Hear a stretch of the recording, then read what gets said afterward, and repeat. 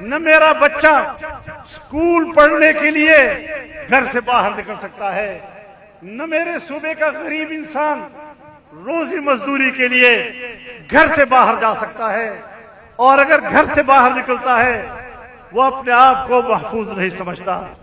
پھر کہتے ہیں ہمارے جوان بھی تو شہید ہو رہے ہیں۔ او بابا، تیرے جوانوں نے پیٹی اسی لیے باندھی ہے، تنخواہ اسی کے لے رہے ہیں کہ اس نے ملک کی سلامتی کے لیے لڑنا ہے۔ تم اپنے خون کا میرے اوپر کیا احسان ڈالتے ہو؟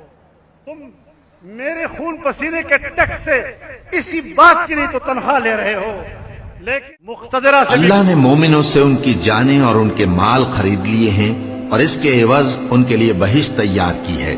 یہ لوگ اللہ کی راہ میں لڑتے ہیں تو مارتے بھی ہیں اور مارے بھی جاتے ہیں۔